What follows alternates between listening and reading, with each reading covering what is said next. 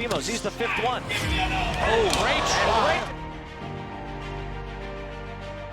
Mantan juara kelas ringan 4 sabuk, Teofimo Lopez dikabarkan akan bertarung melawan penantang 140 berperingkat tinggi Arnold Barboza Jr. untuk bulan April ataupun Mei dalam apa yang akan menjadi pertarungan pertamanya di divisi kelas ringan.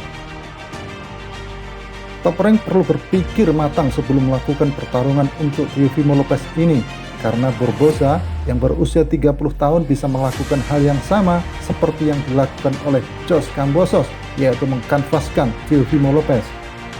The Takeover Teofimo yang saat ini berusia 24 tahun memilih untuk menyerah pada pertarungan ulangnya di 135 setelah kekalahannya dari Jose Kambosos.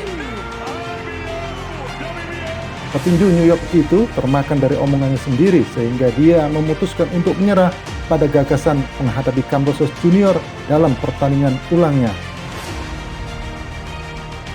Arnold Barboza Jr. yang mempunyai rekor 26 kemenangan tanpa pernah kalah juga bertarung untuk top rank seperti halnya Teofimo, membuat pertandingan ini lebih mudah. Ini adalah pertarungan yang sulit bagi Teofimo Lopez untuk menghadapi pertandingan pertamanya di divisi 140. Meskipun Barboza Junior bukanlah pemukul yang hebat, tetapi dia memiliki keterampilan teknis dan pengkondisian untuk memanfaatkan kelemahan Teofimo dalam hal stamina dan IQ ringnya yang terkenal kurang bagus.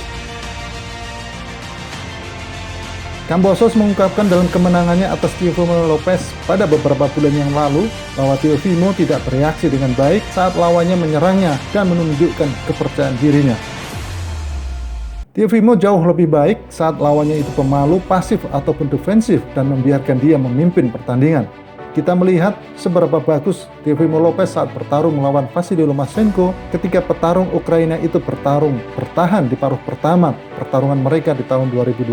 Akan tetapi saat Loma bertarung dengan agresif di babak kedua, Teofimo terlihat mulai runtuh secara mental dan fisiknya. Barboza adalah lawan yang logis, dia sangat dihormati, dia tak terkalahkan, dia juga dengan top rank, dan dia berada di divisi 140. Kemana kita akan pergi? Top Rank telah bertanya kepada kami tentang melawan Barboza dan kami baik-baik saja dengan itu. Ini pertarungan yang tampaknya masuk akal bagi semua orang.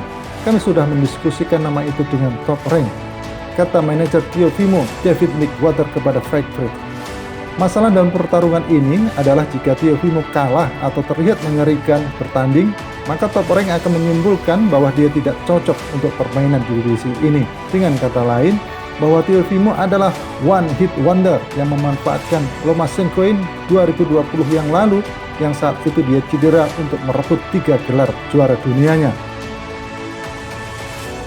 Sebelum dia diizinkan untuk menghadapi Barboza ini, maka dia harus dinyatakan lulus secara medis untuk bertarung. Dalam kekalahan Teofimo dari Kambosos kemarin, dia dikabarkan bertarung dalam keadaan yang kurang bagus, akan tetapi itu hanyalah rumor. Dan masalah itu sudah ditangani, akan tetapi Teofimo memiliki masalah pergelangan tangan dan siku yang saat ini mengganggunya.